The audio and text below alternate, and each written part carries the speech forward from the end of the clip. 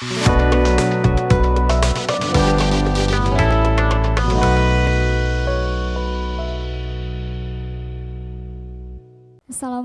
warahmatullahi wabarakatuh. Salam sejahtera bagi kita semua. Yang terhormat Kepala Desa Banyumanis, beliau Bapak Subendrio SE beserta jajarannya. Yang kami hormati Ketua FKD Desa Banyumanis, beliau Bapak Nurholis SPDI. Yang kami hormati Ketua Pelaksana Kegiatan Taksho Penggiat Sosial Desa Banyumanis dengan Sinau Urip, dan yang kami hormati seluruh tamu undangan yang telah menyempatkan waktunya hadir di acara pada pagi hari ini. Puja dan puji syukur kehadirat Tuhan Yang Maha Esa, berkat limpahan karunia-Nya kita dapat berkumpul di acara yang berbahagia ini tanpa suatu halangan apapun. Kedua kalinya, sholawat serta salam kami haturkan kepada junjungan kita Nabi Muhammad SAW. Semoga kita termasuk umat yang mendapatkan syafaatnya kelak di yaumil qiyamah. Amin. Adapun susunan acara pada pagi hari ini, yang pertama pembukaan, acara yang kedua sambutan-sambutan, acara yang ketiga taksho Penggiat Sosial Desa Banyumanis, dan acara yang keempat penutup. Memasuki acara yang pertama pembukaan, marilah kita buka acara pada pagi hari ini dengan bacaan basmalah bersama. Bismillahirrahmanirrahim. Selanjutnya acara yang kedua sambutan-sambutan. Sambutan yang pertama oleh Kepala Desa Banyumanis, beliau Bapak Subendrio SE, kami persilahkan.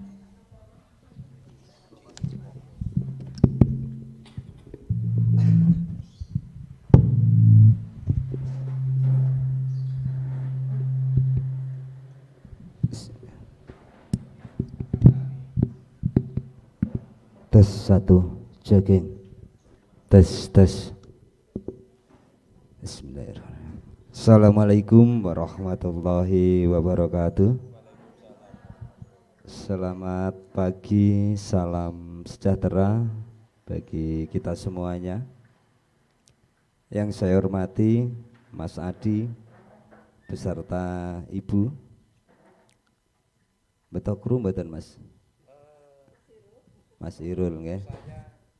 Ya, bersama rombongan yang saya hormati, kader-kader FKD yang saya hormati, Ketua FKD beserta pengurus yang saya hormati, adik-adik KKN baik dari IPMAFA maupun dari UMK Kudus yang saya hormati, dan mungkin segenap tamu dari keluarga ODGJ dan juga perangkat yang saya hormati. Yang pertama, mari kita panjatkan puji syukur kepada Allah Subhanahu wa taala, kepada Tuhan Yang Maha Esa. Pada pagi hari ini kita bisa hadir bersama untuk mengikuti kegiatan napa niki Taksho sama Mas Adi, bahwa kegiatan ini bisa terlaksana atas karunia, atas rahmat dan berkatnya, dan mudah-mudahan ada manfaat nanti yang kita peroleh dari kegiatan ini. Selanjutnya para bapak ibu dan saudara semuanya, mungkin ini kegiatan yang sangat berbeda yang pernah kita lakukan, karena ini kita kedatangan tamu yang luar biasa, tamu yang viral yang sudah dikenal khususnya ODGJ. Dan perlu juga kami sampaikan bahwa kegiatan ini bisa terlaksana atas berkat program dari adik-adik KKN. Kemarin sudah disampaikan bahwasanya setelah mengadakan observasi pemetaan terhadap permasalahan maupun potensi yang ada, akhirnya adik-adik KKN ini mengambil suatu program prioritas, program utama yang akan dilaksanakan dalam tugas sebagai KKN di desa ini, yaitu program yang berkaitan dengan ODGJ. Di samping itu mungkin masih banyak program-program yang lain, tapi program ODGJ ini menjadi program andalan tim KKN dari IPMAFA. Sehingga ada ide gagasan menghadirkan Mas Adi. Sinten sing urung kenal Mas Adi? Nek jenengan sering buka YouTube mesti ngerti Mas Adi. Tapi wonten sing dereng ngerti mesti ya. Ya nanti kalau belum tahu, Mas Adi nanti bisa memperkenalkan bagaimana nanti konten-kontennya yang sudah ditampilkan. Kalau jenengan buka YouTube, tadi pagi saya buka Sinau Urip, itu banyak konten Mas Adi yang ada di YouTube. Jadi kalau jenengan mengerti Umar, nah itu banyak yang buat histori orang, banyak kata-katanya yang humoris, yang terkadang game bodoh nih, kadang minteri. Nah itu Umar, pasti jenengan tahu. Kalau adik-adik KKN pasti tahu, tapi kalau ibu-ibu ini mungkin ada yang belum tahu. Tapi kebanyakan saya yakin sudah tahu yang Umar itu. Mungkin Mas Adi sama Umar ini terkenalnya hampir sama mungkin. Kalau kayak melihat malah lebih terkenal Umarnya daripada Mas Adinya. Yaitu berkat Mas Adi sudah menjadi konten seperti itu, dan sekarang Umar ini bisa diberdayakan. Dengan harapan dengan kegiatan ini nanti kita bersama bisa mengambil suatu hikmah, suatu manfaat, karena ini pakarnya penanganan ODGJ Mas Adi ini. Nanti banyak ilmu yang akan ditularkan ke panjenengan, khususnya kader-kader kesehatan, kader-kader yang khusus menangani ODGJ, bagaimana nanti strategi, metode penanganan ODGJ ini agar nanti berhasil. Kalau jenengan lihat data di desa ini ada 43 warga kita ini yang mengalami gangguan jiwa. 43 ini kalau tidak ditangani nanti bisa ngombyoworo tekan dalan-dalan, tekan dindi, itu nanti kasihan. Oleh karena itu kita coba peduli untuk penanganan ODGJ ini agar nanti bisa diberdayakan, bisa sembuh, paling tidak bisa sembuh, bisa bekerja, sehingga apa yang jenengan kerjakan ini bisa bermanfaat bagi orang lain. Sekali lagi pada kesempatan ini kami terima kasih Mas Adi sudah berkenan hadir, dan ya seperti ini kondisi desa kami, desa yang paling ujung di Kabupaten Jepara, bukan paling ujung sebenarnya. Desa ini adalah salah satu masuk wilayah kecamatan yang paling ujung di Jepara. Kalau jenengan ke sana sudah berbatasan dengan Pati, masuk wilayah kecamatan Dugoseti. Kalau ke sana nanti jenengan berbatasan dengan Mojo. Mojo, kalau Klet masih Jepara, tapi kalau yang Blingoh ke sana itu perbatasannya dengan Mojo, berarti masuk ke kecamatan Celua. Paling utara, karena setelah ini laut, jenengan nanti ngalor itu laut. Jadi memang dilihat dari geografisnya kita memang jauh dari kota. Kalau kita mau ke kota itu jauh, Bu. Mau ke Jepara nggih adoh, walaupun kita orang Jepara, mau ke Pati nggih adoh. Jadi memang kita ini lokasinya memang seperti itu. Tapi kami yakin dengan kondisi ini kita punya potensi yang bisa dikembangkan, baik itu secara ekonomi maupun pemberdayaan, karena kita punya laut, punya gunung, itu suatu potensi yang luar biasa. Jadi kami mohon maaf apabila kehadiran Mas Adi ini bersama Ibu mungkin ada yang tidak berkenan, baik itu perkataan, tingkah laku, atau dari segi apapun yang sudah kami berikan ke Mas Adi, kami ada kekurangan, kami mohon maaf. Saya kira itu yang bisa sampaikan, kurang lebihnya mohon maaf. Wabillahi taufik wal hidayah. Wassalamualaikum warahmatullahi wabarakatuh. Terima kasih. Sambutan yang kedua, sambutan Ketua Pelaksana Panitia Penggiat Sosial Desa Banyumanes, beliau Muhammad Nanang Heru. Kepadanya kami persilahkan.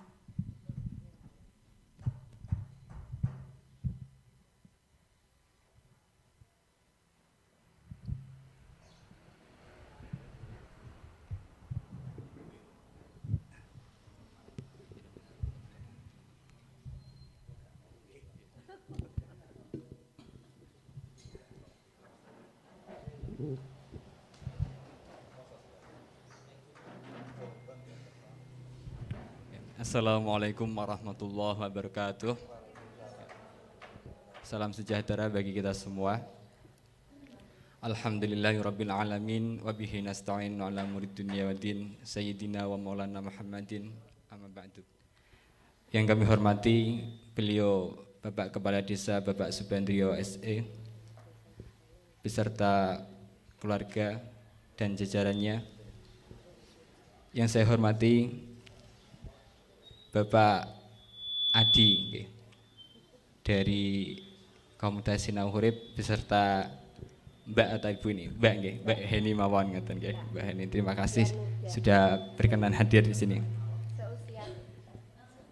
Seusia katanya nggih. Dan ibu-ibu segenap tamu undangan yang berkenan hadir pada siang pagi nggih, pagi menjelang siang hari ini. Nggih. Mungkin tidak banyak yang akan kami sampaikan karena ini juga sudah mulai terik nih Ibu ya. Terima kasih untuk waktunya. Dari kami dari KKN Pitu Bu, KKN Ipmafa dari Padi, sangat berterima kasih utamanya kepada Bapak Subandrio selaku petinggi atau Bapak Kades Banyumanis karena sudah mensupport banyak tentang penyelenggaraan acara yang bertemakan tentang talkshow, tapi mengarah kepada penggiat sosial di Desa Banyumanis yang bekerja sama dengan beliau panjenenganipun Mas Adi dari Sinau Urip. Dari kami mungkin nantinya banyak kekurangan, entah dari penyiapan tempat mungkin juga waktu yang mungkin tidak begitu tepat bisa dikatakan seperti itu. Kami memohon maaf atas kekurangan-kekurangan baik secara teknis ataupun penyiapan acara. Dan juga harapan besar kami dengan adanya acara talkshow ini akan memberikan banyak manfaat, utamanya bagi warga masyarakat di Desa Banyumanis ini, sehingga dengan adanya talkshow bersama Mas Adi dan berikut Mbak Eni ini akan sedikit banyak memberikan sumbangsih kemanfaatan yang utamanya ngapunten kepada keluarga dari ODGJ ataupun kemanfaatan bagi ODGJ itu sendiri. Tentunya hal ini tidak akan berjalan dengan lancar tanpa dukungan dari bapak-bapak, dari utamanya dari Bapak Petinggi, dari Mas Bisri, ada juga segenap perangkat desa. Kami ucapkan sangat terima kasih sekali Pak, sudah difasilitasi, didukung. Karena ngapunten Bu, nak cah KKN istilahnya untuk biji suwenenge pon Bu, ngoten nggih. Nggih, mungkin itu yang bisa kami sampaikan saya sebagai koordinator desa, karena nanti ini kembalinya insya Allah komunitas ini dengan sebutan Notoroso ini akan kembali ke desa dan akan kami tinggalkan. harapannya setelah kami pergi dari desa ini, ngapunten Bu, karena kami juga nanti akan pulang, komunitas ini bisa benar-benar diteguhi lagi, dikukuhkan lagi, dan dikembangkan lagi Bu. Semoga tidak hanya berhenti di hari ini saja. Ngoten nggih Bu nggih, pangestunipun sedaya Bapak-bapak, Ibu-ibu, nggih Pak, nggih Bu. Nggih kula nyuwun pangestunipun sedaya. Saking kawula nyuwun ngapunten bila ada banyak kekurangan dari kami, baik secara penataan ruang dan pengkondisian acara. Nggih. Assalamualaikum warahmatullahi wabarakatuh.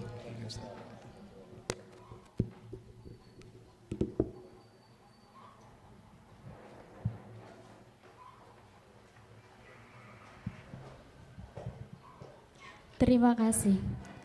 Acara selanjutnya, acara yang ketiga yaitu talk show penggiat sosial Desa Banyumanis yang merupakan acara inti pada pagi hari ini.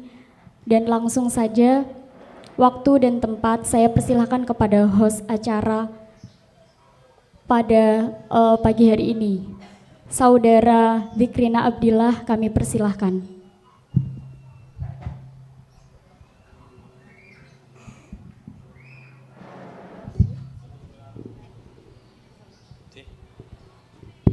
Tukeran tempat sebentar.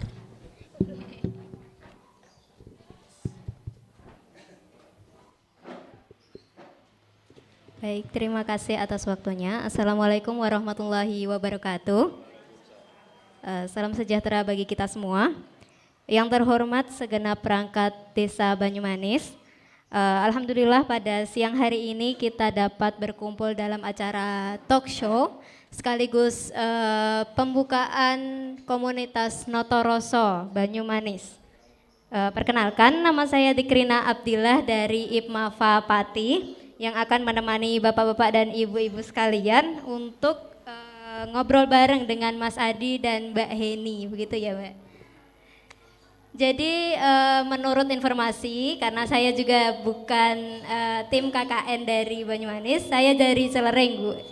Jadi komunitas Notoroso ini adalah komunitas yang fokus pada pegiat sosial, yang nantinya akan difokuskan pada penanganan ODGJ.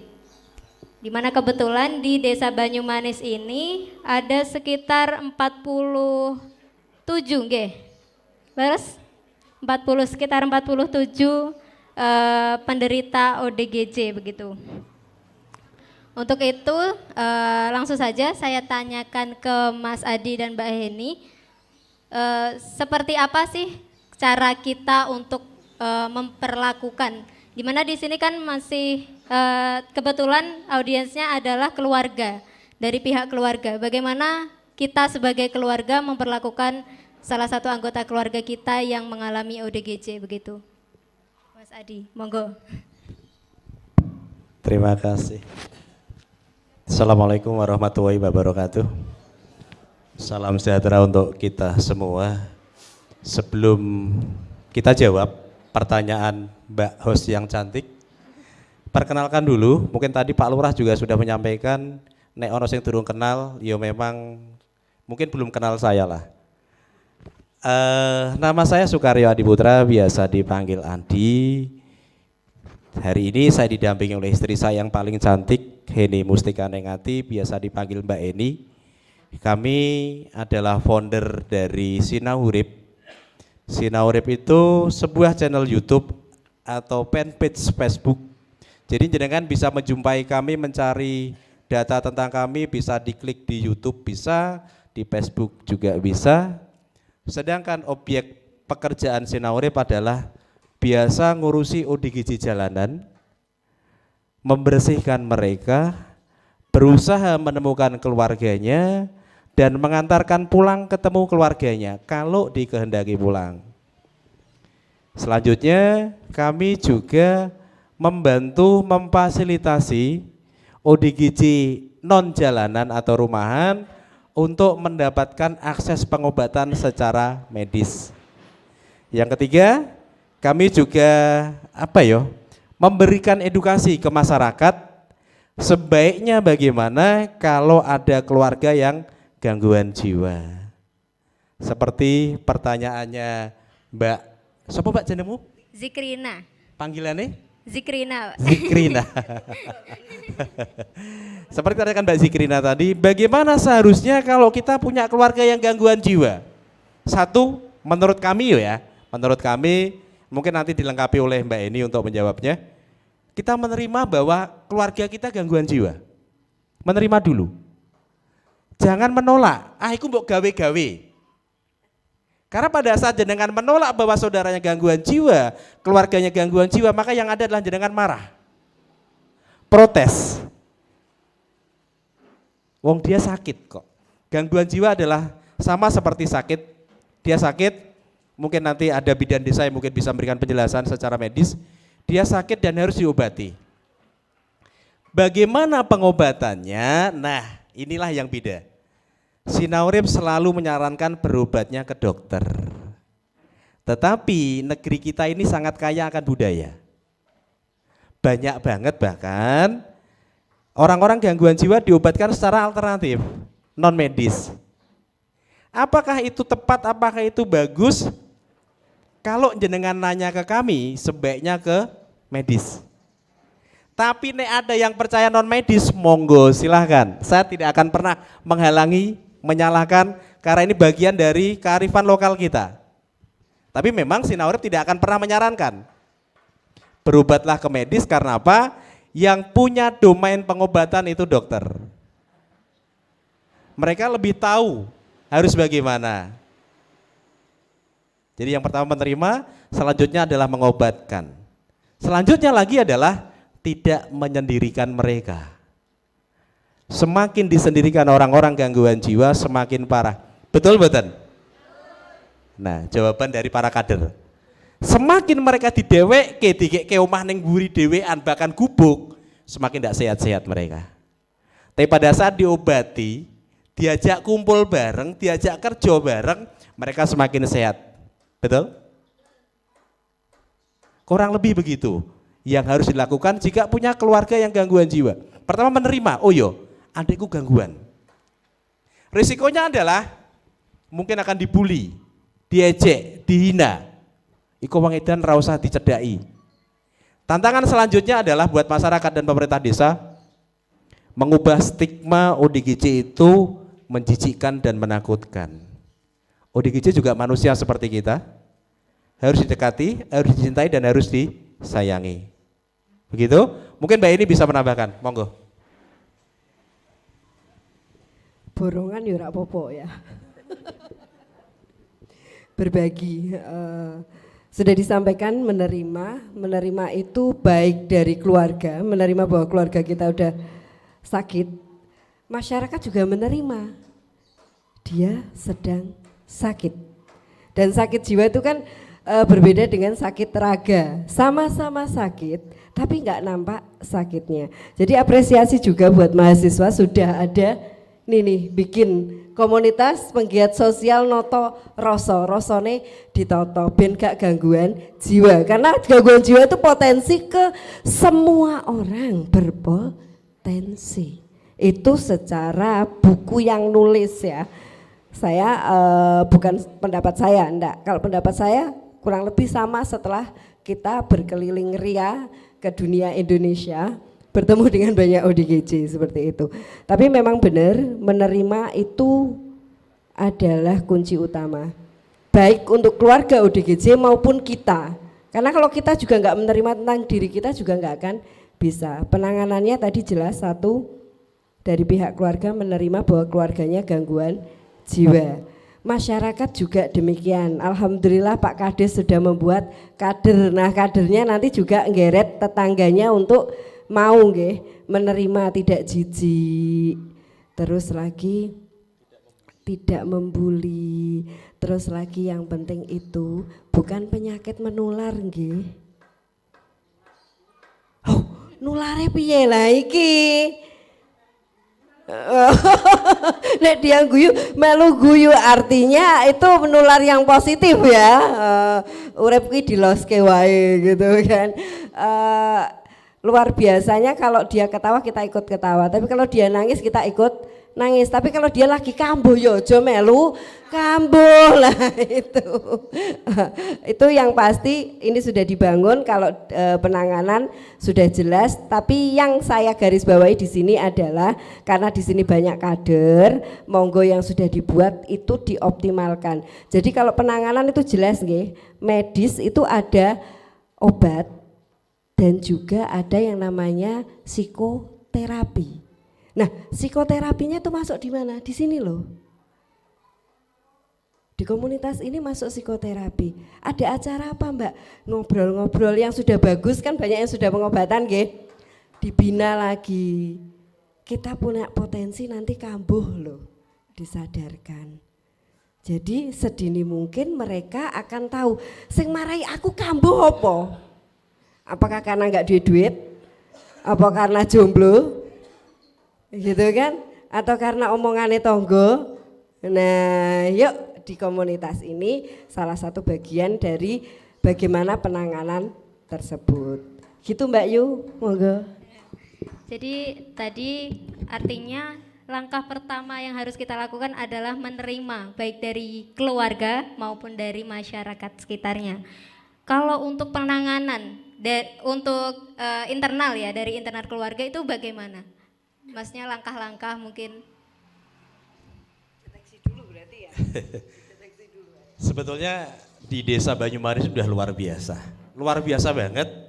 Tadi saya sempat ngobrol dengan Pak Lurah di ruang beliau bercerita bahwa di Desa Banyumanis ada 47 malah, okay. 47 yang sudah ditangani. Artinya 47 itu ditangani semua, diobatkan, bahkan kader-kadernya secara berkala mengambil obat ke rumah sakit RSUD Jepara. Dan ini luar biasa, saya sumpah, demi Tuhan saya kaget, betul-betul luar biasa lah. Ini, gimana ya? Ada satu desa menyiapkan program untuk warganya yang termarginalkan, agar mereka juga dianggap seperti manusia yang lain, bisa sehat dan bisa sembuh. Ini luar biasa. Kader-kadernya bergerak. Dan saya pikir kalau saya datang ke sini yo enggak tepat kalau belajar dengan kita, enggak. Saya mungkin malah akan ngangsu kawruh dengan panjenengan. Sinaurip bukan siapa-siapa, kita bukan pengajar, kita bukan orang yang punya ilmu. Nek punya ilmu namanya mungkin bukan sinaurip. Karena kami selalu belajar dan belajar, tapi sekali lagi ini luar biasa. Merujuk pada pertanyaannya Mbak hostnya tadi, bagaimana internal keluarga. Nah ini loh, kadang nuwun sewu, yang namanya keluarga itu kan banyak nggih. Ada om, ada tante, ada kakak, ada adik, ada pakde, ada bule. Kalau ada satu keluarga gangguan jiwa, ada yang menerima, ada yang menolak. Alah iku mbok gawe-gawe. Jane ke yo ora ngono. Menseragamkan pendapat keluarga ini penting. Menyelaraskan ini harus. Agar apa? Pengobatannya komprehensif dan tertuju untuk kesehatan dan kesembuhan si pasien. Kadang nuwun sewu, ada keluarga bilang gini, go rumah sakit wae. Tapi ada keluarga bilang, ojo lah gue nek ngune yai kono lho. Gue nek ngune wong pinter kono lho. Tujuannya sama, demi kesehatannya si ODGJ. Tetapi fakta berbicara Bapak Ibu semua, sing digowo tidak ke medis biasanya orang mari-mari. Betul? Para membuktikan belum? Kadernya? Ada ya? Dibawa ke medis justru ada perubahan kebaikan, dibawa ke non medis orang mari-mari. Nah ini loh. Penting juga buat para kader untuk memberikan pencerahan-pencerahan ke masyarakat. Nek ODGJ itu harus bagaimana? Dan ini luar biasa, hampir semua RSUD sekarang punya bangsal jiwa. Dulu malah enggak. Dulu nek ada pasien jiwa bawa ke Semarang. Sekarang RSUD Kudus, RSUD Jepara sudah menerima. Itu di ruang seruni. Jadi internal keluarga harus satu suara, sepakat. Oh ya adikku gangguan jiwa, oh ini butuh sehat, oh ya ini jangan dibully. Kadang nuwun sewu pembuli itu berangkat dari lingkaran A1-nya. Lingkaran yang paling dekat dengan si ODGJ-nya.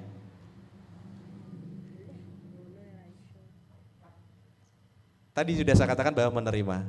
Kalau sudah menerima, yuk diobatkan, didampingi, jangan dikucilkan, jangan didewekke, dilatih, bahkan diajak bekerja. Non sewu sekedar diajak ngopi bareng, itu akan menyehatkan buat mereka loh. Nek kangelan ngadusi piye? Ya harus dimandikan. Karena ODGJ itu rata-rata tidak mau mandi. Kalau nggak mau minum obat loh ya. Tapi kalau mau minum obat yo gelem adus, gelem ganti baju. Istirahatnya juga baik. Tapi kalau nanti kambuhnya sudah ekstrim banget, misal marah-marah ngelempar batu bahkan pengen bunuh orang, langsung bawa ke rumah sakit saja. Nek kangelan pripun nuwun sewu, SOP-nya boleh diikat kok. Boleh difiksasi. Ditaleni nganggo kain selesai. Cekeli wong lanang kiwa tengen sak kuat-kuate ODGJ, sak kuat-kuate nggih. Dicekeli wong lanang wong telu pasti kalah lah dia. Asal jenengan berani memegang. Yang jadi masalah kan dicekel ora, dicekel ora, dicekel ora. Akhirnya apa? Dia nendang orang. Seperti itu.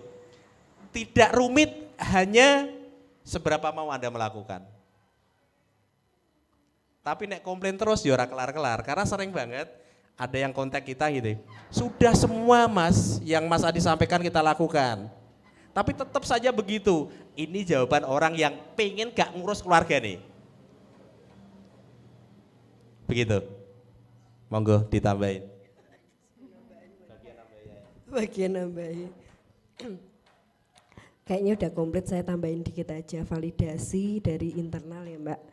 Kebanyakan yang kasus datang ke saya, kebetulan di bulan kemarin itu kasus anak SMK Bu, yang saya tangani di klinik, itu berangkat dari keluarga. Banyak sekali keluarga yang sebenarnya itu tidak menerima anaknya mengalami gangguan karena hal itu. Misal orang tuanya memaksa si anak harus kuliah di A, ternyata dia nyaman kuliah di B, atau si anak mengetahui masalah antara bapak dan ibunya. Artinya stresornya, pemicunya kan di dalam rumah. Dan kebanyakan nanti kalau anaknya mulai awal gangguan gitu kan dibawanya ke alternatif. Parah baru ke medis. Nah kan kasihan dokter kasihan psikolog wes parah nembe dibawa, kenapa nggak baru-baru gitu kan. Alasannya banyak sekali. Jadi mari yuk kita sehatkan yang ada di dalam rumah. Jangan sampai nyun sewu ternyata masalah itu ada di dalam. Nek dia ODGJ-nya ketemu orang lain tuh nggak apa-apa kok Mbak, Mas Adi. Nek ketemu ibunya itu loh langsung marah. Warning, ada apa dengan ibunya? Ada apa dengan rumahnya? Kan ngoten. Jadi penanganan internalnya ya kita terima masalahnya, sekali lagi kalimatnya terima terima dan kita mengakui bahwa kita ada masalah misal dengan keluarga. Misal si ODGJ A ternyata masalahnya itu parah kalau ketemu adiknya. Berarti ada apa? Kalau masalah akarnya aja nggak ketemu, kita obati, yuk gampang kambuh. Tapi kalau kita tahu masalahnya dan kita nanti berikan edukasi ke ODGJ-nya ketika ininya sudah bagus, dapat pengobatan, bisa dijak jagong. Nah itu nanti kita bisa masuk ke program untuk memahamkan dia. Ini loh pemicuku. Gitu. Jadi kader-kader di sini saya berharap nanti karena sudah ada program dan hebat bisa mendampingi juga nanti pendampingan psikologis keluarga dipahamkan dan pencegahan untuk tidak nambah lagi yang mengalami gangguan jiwa. Gitu ya Ibu, sedikit yang saya tambahkan. Makasih. Sebentar mungkin tak tambah lagi, saya hampir lupa. Saya jadi ingat Bapak Ibu semua 3 atau 4 hari yang lalu ya di daerah Winong Kidul Pati ada ODGJ laki-laki yang ibunya diseret mukanya dihantam pakai batu bata, kepalanya dijeblokin dengan kayu, rumah itu loh, gebyok. ODGJ itu sudah 7 kali dibawa ke Rumah Sakit Jiwa Amino Semarang berobat. Setiap kali berobat itu diikat, dibondo, dicekel wong aki. Kemarin yang ke-8, alhamdulillah bareng saya kok enggak sampai tak bondo. Tak ajak salaman kok masuk mobil, mau bawa ke Rumah Sakit RSUD Pati. Setelah saya ngobrol dengan keluarganya, kenapa kok sampai seperti itu ke ibunya? Ini penting, tadi sempat disinggung oleh Mbak Eni bahwa pemicu atau stresor, kita harus memahami kenapa dia kok sampai ODGJ. Ini penting banget, karena ini menjadi akar masalah. Di beniki mula bukane goro-goro opo. Nah, kisah yang sana itu, ternyata dulu si ODGJ itu, si laki-laki itu pernah seneng dengan wong wedok, dipenggak ibu sampai kemudian si perempuan itu menikah dengan pria lain. Dekne roh, sakit hati, tidak bisa merilis kekecewaan, tidak bisa merilis kemarahan, sampai akhirnya dia gangguan jiwa. Makanya dengan orang lain dia baik-baik saja, tapi karo mbokne diajar tenan itu. Ya, karena itu penting banget panjenengan selaku kader masyarakat, mungkin adik-adik KKN juga membantu kepada keluarga untuk berusaha menemukan stresore ku apa janjane. Nuwun sewu, dalam pandangan Sinaurip tidak ada orang gangguan jiwa krono disantet, krono jin dan setan, tidak. Tapi nek jenengan percaya ya monggo. Tapi dalam kajian kami tidak. Murni karena ada kekecewaan dalam hidupnya, ada masalah yang dia tidak bisa merilis. Dan ini penting banget menggali sumber masalah ya apa kok iso dekne gangguan jiwa. Begitu. Oke. Jadi tadi kita harus mencari tahu dulu permasalahan yang sebenarnya dihadapi oleh ODGJ begitu. Untuk pengobatan sendiri yang diperlukan ODGJ itu seperti apa? Sampai di titik mana mereka perlu mendapatkan pengobatan itu? Sampai titik mana? Sampai nanti akhir hayat deh. Karena semua penyakit kalau yang namanya tubuh sudah sakit, jiwa maupun raga, ya tetap akan berpotensi kambuh. Itu yang pasti. Dan jangan sekali-sekali kita mengurangi dosis obat pada ODGJ feeling kita. Nggih.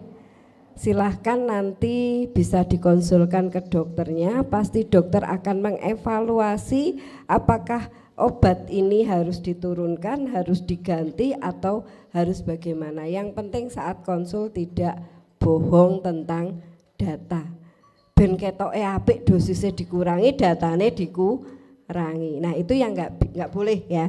Dan psikoterapi pengobatan untuk membantu memulihkan juga dilakukan terus menerus, mengingatkan, mengajak dia untuk kembali beraktivitas secara tidak langsung nanti akan membuat dia lebih lebih hidup, berfungsi kembali pola pikirnya, jadi nggak pendek lagi. Kalau kemarin sering ngelamun gitu kan, nanti diharapkan tidak lagi ngelamun. Dan kalau obat itu murni harus konsul ke dokternya ya Mbak.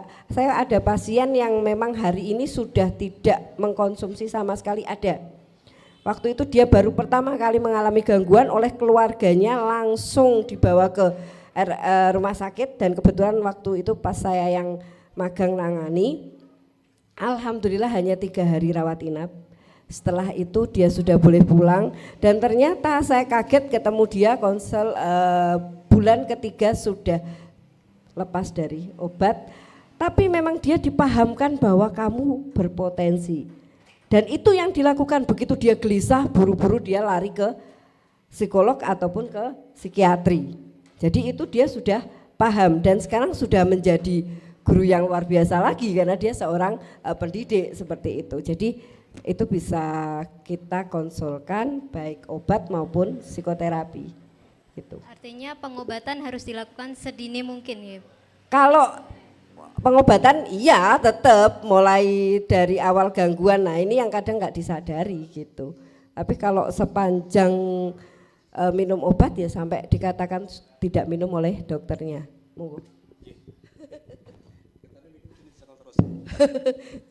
Sedikit menambahi Bapak Ibu semua, saya ada cerita berkaitan dengan psikoterapi yang Mbak Eni sampaikan tadi. Ada ODGJ perempuan, dia itu suka jalan-jalan, marah, akhirnya kita bawa ke rumah sakit. Waktu itu kita bawa ke Amino, setelah dari Amino rehab ke Margo Laras. Margo Laras itu adalah sebuah balai rehab sosial punyanya kementerian. 4 bulan di sana. Setelah pulang dari rehab, alhamdulillah hari ini aktivitasnya ngajar ngaji di masjid, di musola dekat dia tinggal, ikut pengajian, ikut berjanjian lagi karena dulu dia seorang guru TPK. Nah, psikoterapi ini penting. Pengkondisian hidup bersama dengan masyarakat ini penting banget. Agar apa? Dia bisa bangkit kembali. Dan tadi betul bahwa jangan sampai kita merasa lebih tahu dari dokter, kondisi ini sampai obatnya rasa diminumkan lagi. Karena obat itu nanti meracuni. Itu pemahaman yang salah ya teman-teman. Dokter lebih tahu lah untuk itu. Tadi banyak kasus klien kita yang hari ini mereka juga sudah tidak pakai obat, tetapi di tas mereka ada obat. Jadi mereka, oh ya ini wahai aku ngombe obat. Mereka sadar akan kondisinya. Seperti mohon maaf, Titik itu ODGJ yang sudah stabil di Cekulo Kudus. Titik itu nek sirai ngeluh kudu ngamuk, mesti nyari obat dia. Nah, inilah tugas para kader, membangkitkan kesadaran si ODGJ untuk menyadari siapa dirinya. Oh yo, aku yang ancen sakit, aku harus minum obat. Ini penting banget, karena kebanyakan ODGJ itu merasa tidak gangguan. Mereka denial, mereka menolak. Wong aku sehat kok mbok kon ngombe obat. Aku gak loro kok mbok go rumah sakit. Sing loro kuwi sampean. Nah, ini pasti sering terjadi. Tantangannya di sana, tapi saya yakin pada saat Anda melakukan dengan cinta, Anda melakukan dengan kasih, semua akan baik-baik saja. Seperti yang Sinaurip lakukan, tadi Pak Lurah sempat nanya, Mas Adi ojo-ojo duwe ilmu. Dalam perspektif lain, kalau ilmu ya kami belajar psikologi ya, tapi kalau ilmu dalam perspektif lain aku ampuh sekti, ndak.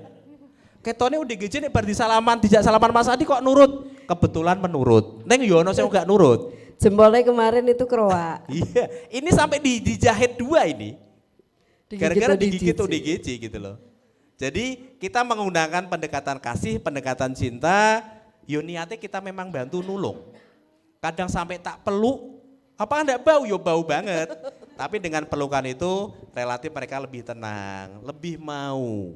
Rumangsa diuwongno. Ini loh kuncinya, rumangsa diwongke. Pernah terjadi di Pati, ada seorang guru penasaran.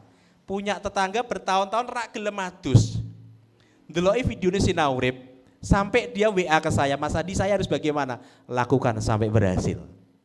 Dan ternyata dibujuk 5 kali laki kasil ngedusi. Suwenenge bukan main.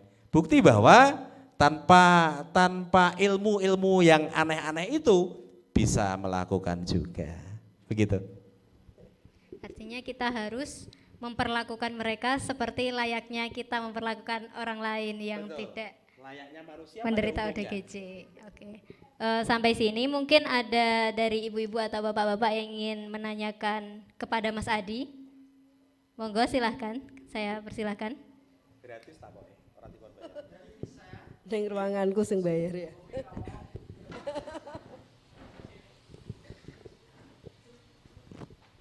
Terima kasih waktu yang diberikan. Saya hanya tanya sedikit terkait dengan penanganan ODGJ. Rata-rata yang menangani atau dari keluarganya itu juga bisa jadi terkena gangguan jiwa. Terus yang kedua, dari keluarganya sendiri juga itu bilang bahwa si ODGJ tadi itu juga ada semacam gangguan-gangguan mistis, bisikan-bisikan atau apa. Terus itu penanganannya gimana? Tadi kan katanya murni gangguan jiwa. Gitu saja, terima kasih. Langsung jawab apa piye? Oke. Saya jadi ingat Bapak Ibu semua, saya pernah ngurusi ODGJ jalanan dan mengantarkan pulang ke rumahnya. Pas saya antarkan pulang ke rumahnya, ada cerita yang sangat memilukan. Ibunya pernah dibunuh sama dia. ODGJ itu perempuan, dia cantik. Dia itu pernah mendapatkan bisikan suara perintah jelas. Ibumu pateni. Ibunya itu dibunuh dengan ngertos cowek, Pak. Cowek itu diantem ke muka ibunya. Terus mohon maaf, ini ekstrim betul. Pipa peralon disogrok piye ya bahasanya ya. Dimasukkan dengan cara keras ke kemaluan ibunya. Ibunya meninggal. Karena bisikan yang dia terima adalah dia cemburu ke ibunya. Orang-orang dengan gangguan jiwa itu adalah orang-orang yang punya paham curiga. Mereka overthinking. Orang ngomongin dia tidak ngomongin dia nih. Orang guyu dia darani guyu dia nih. Beberapa hari yang lalu ada cerita bahwa tonggone kentengnya dikerutuki watu goro-goro dia lewat do ngomong tanggane. Rumangsane ngomongin dia padahal enggak. Nah, bisikan-bisikan itu bukan nuwun sewu dalam kajian kami bukan jin dan setan, Pak. Itu adalah halusinasi. Nah, bagaimana menangani? Jenengan nuwun sewu, jajal. Ora turu kok seminggu Saya pastikan nanti dengan akan mendengar bisikan suara-suara tidak tentu di telinga panjenengan. Jenengan ora iso turu seminggu atau 3 hari 4 hari lah ya. 3 hari udah gangguan. Ada suara-suara yang tidak tentu di telinga panjenengan. Nah, untuk mengusir suara-suara tadi hilang, kecenderungan mereka adalah mereka bergerak. Mereka jalan. Karena pas jalan suara-suara itu hilang. Nah, bagaimana caranya agar tidak ada suara-suara itu? Orang-orang gangguan jiwa itu mereka hampir semuanya, mereka tidak bisa tidur dengan baik, Pak. Tidak bisa tidur, kangelan turu kelisian. Kalaupun mereka tidur, pasti mimpinya jelek. Maka waspada buat panjenengan, saya ngangel turu berhari-hari, nek kemudian tidur ngimpine elek-elek wae, waspada. Biasanya jenengan batek mikir tenan itu. Nah, itu adalah gejala awal. Nek jenengan kangelan turu, terus pikirannya akeh, waspada. Salah satu obat yang diberikan fungsinya adalah meningkatkan kualitas tidur mereka, Pak. Salah satu obat. Ya. Jadi pada saat mereka tidur dengan nyaman, tidur dengan pulas, orang ngimpi nggih. Bangun tidur segar, Pak. Contoh sederhana jenengan wela. Tadi malam tidur ngipi tukaran. Bangun tidur awak rasanya pripun? Pegel lah. Padahal turu nek spring bed tebel berase. Tapi nek jenengan tidur tidak mimpi, jenengan tangi turu yo kepenak. Ini salah satu fungsi obat adalah menghilangkan halusinasi tadi. Jadi bisikan-bisikan itu adalah halusinasi, Pak. Nah, penting banget menyadarkan kepada masyarakat bahwa itu bukan gangguan jin dan setan. Beberapa hari lalu yang saya pernah mendampingi ODGJ perempuan berobat ke puskesmas. Saya putuskan untuk berobat ke puskesmas tidak sampai ke rumah sakit karena apa? ODGJ masih baik-baik saja. Cuman dia tidak mau mandi. Kalau malam sering mendengar suara di bawah bumi, di bawah tempat tidurnya, Pak. Nah itu. Akhirnya apa? Tak bawa berobat ke puskesmas, sekarang tidak lagi mendengar suara-suara itu. Karena apa? Bisa minum obat dan bisa istirahat dengan baik. Begitu, Pak? Bisa dipahami atau mungkin ada pertanyaan lanjutan, monggo. Matur suwun.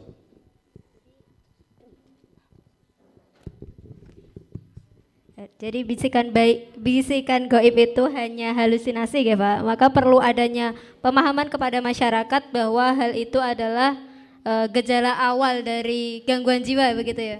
Gejala awal. Kangelan turu berhari-hari itu gejala ya? Salah satu gejala, Mbak. Kalau gejala yang pasti itu ketika kita, kalau secara teori itu gini Mbak. Kita punya fungsi manusia. Nah, ketika fungsi manusia ini sudah tidak dijalankan dan tidak mampu, itu sudah mengalami gangguan jiwa. Kalau sekarang masuk kategorinya kan disabilitas mental gitu. Jadi kalau nyuwun sewu harusnya menungso ki adu sedina ping pindho, tek telung dina pisan. Nggih, boleh dicurigai. Kenapa gitu kan? Kalau pada dasarnya kita overthinkingnya terlalu berlebih, itu juga sudah mulai namanya kalau di bahasa kami itu simptom, ciri-ciri. Cirinya membesar atau mengecil. Kalau membesar potensi mengalami gangguan jiwanya tinggi, atau potensi mengecil dia bisa merilis dan hidup normal kembali.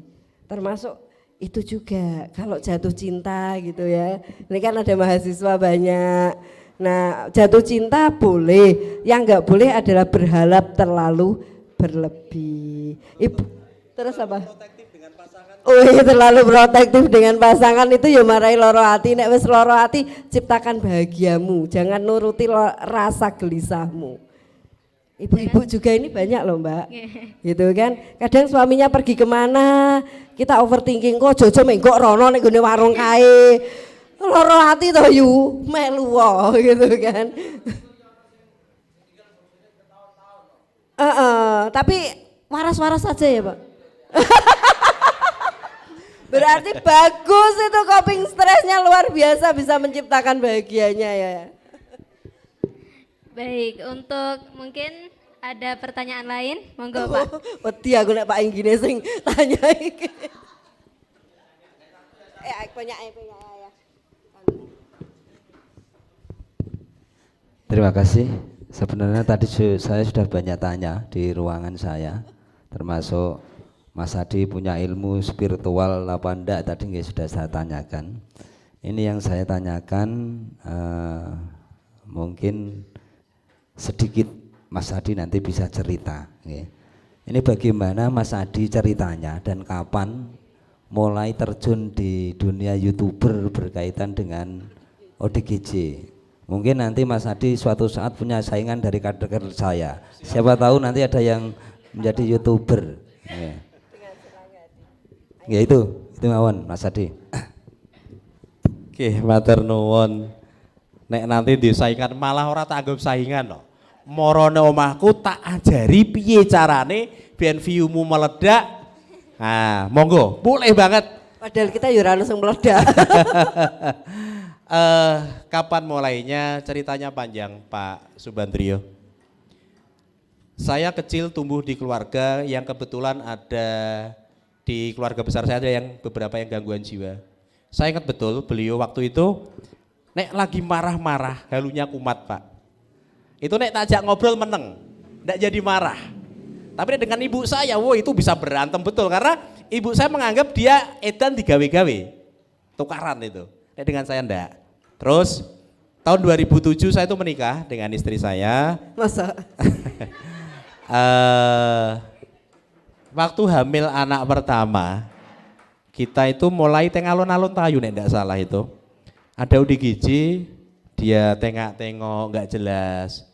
Terus kita belikan makan, kita kasih makan, waktu itu responnya biasa, dia makan habis itu pergi. Nah itu menjadi awal. Akhirnya beberapa kali kita ketemu dengan mereka, ketemu di jalanan, kasih makan mereka, ngasih ngobrol. Ada yang bisa diajak ngobrol, ada yang tidak bisa diajak ngobrol.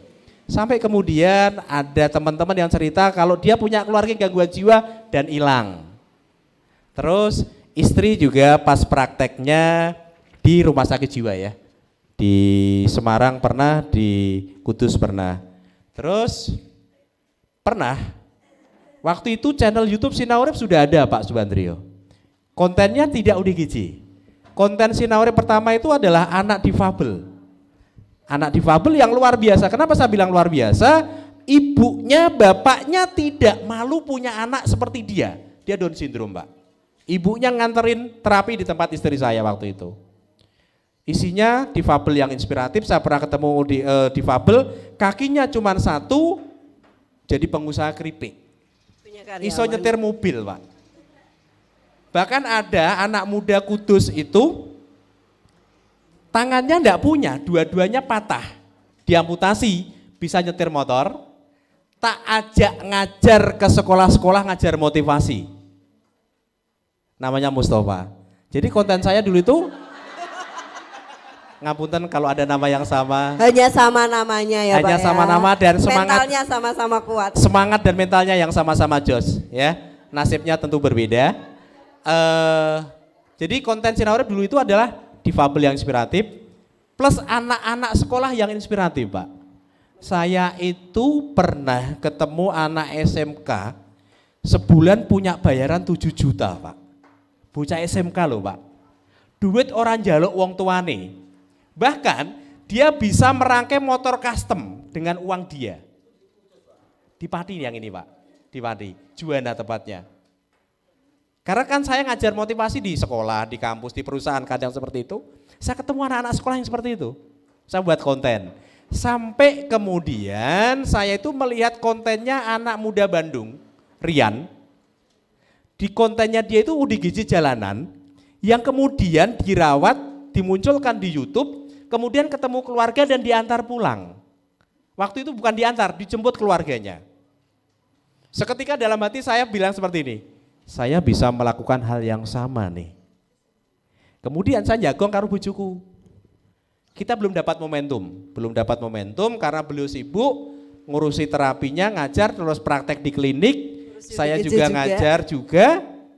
Sampai kemudian kita dapat momentum pas pandemi, Pak Bu Andrio.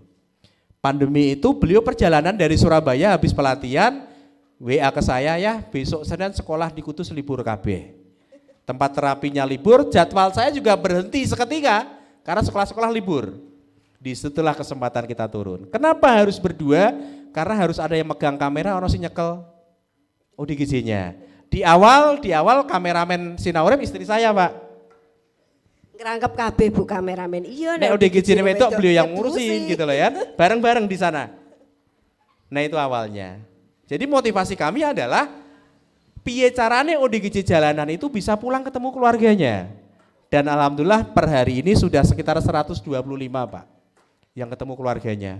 Di Pasar Pandek itu, Pak, sak loreng jenengan, sak loreng ya? Puncel nggih. Ada ODGJ yang ketemu di Pandek tak anterin ke Mau Tangerang, Pak. Di map itu 600 kilo lebih, Pak. Terus di Pandek juga pernah tak anterin ke Gresik. Jadi motivasi kami ngurus ODGJ jalan adalah piye carane agar bisa pulang, ketemu keluarga dan diobatkan. Nah itu, alhamdulillah banyak yang bisa pulang, baik yang kita antarkan atau dijemput. Tapi kebanyakan kita mengantar karena kebanyakan ODGJ jalan itu berangkat dari keluarga yang mohon maaf secara finansial ekonomi mereka berangkat dari keluarga yang sangat tidak mampu, Pak. Nek dari keluarga mampu rata-rata dijemput, Pak. Terakhir itu ada yang dijemput dari Jember hilang 30 tahun, kita ketemukan di sekitar Tugu 3 Pejuang Wanita Ngabul Jepara. Hilang 30 tahun, dijemput keluarganya. Keluarganya sampai Kudus rumah kita itu jam 10 malam. Pulang dari Kudus jam 11 malam, sampai Jember lagi jam 3 sore sesuai. Sebetulnya mau saya anterin tapi jengene keluarga nggih ya. Keluarga hilang 30 tahun, kemudian ketemu, wah ora keronto-ronto, piye saya tak jemput wae lah. Nah itu. Jadi panjang memang cerita. Sejak 2007 lah kita interaksi langsung dengan ODGJ jalanan. Begitu. Kalau dulu kan belum kenal YouTube, Pak, gitu. Oke. Oke.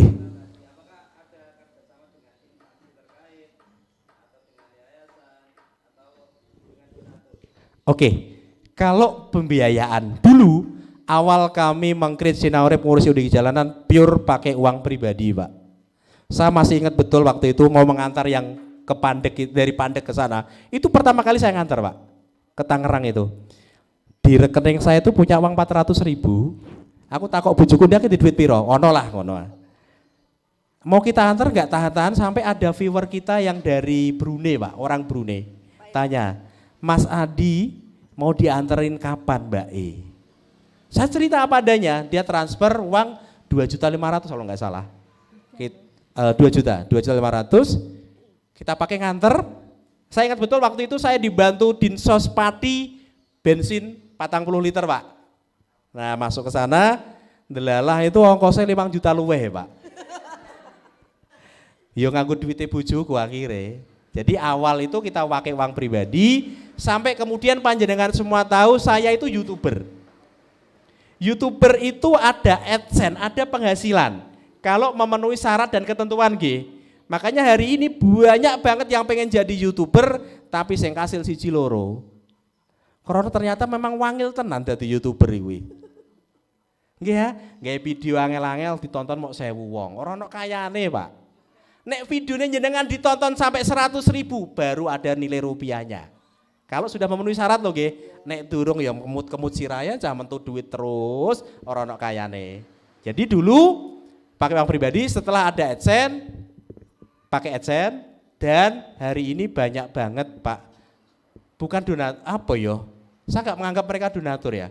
Mereka adalah orang-orang yang peduli dengan ODGJ juga. Yo, ya dia donatur lah ya.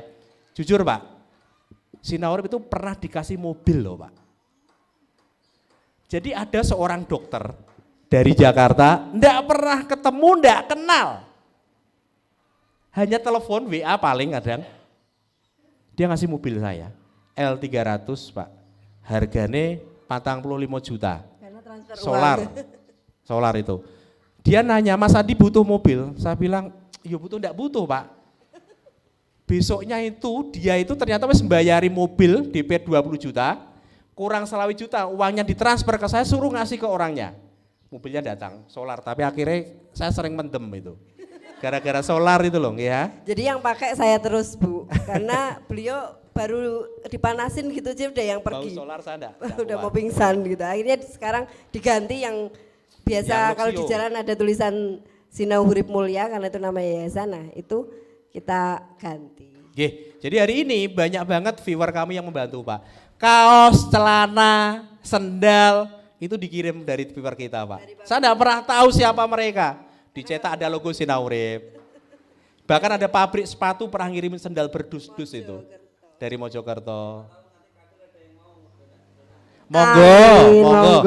Selama non sewu nggih, selama akadnya jelas untuk ODGJ.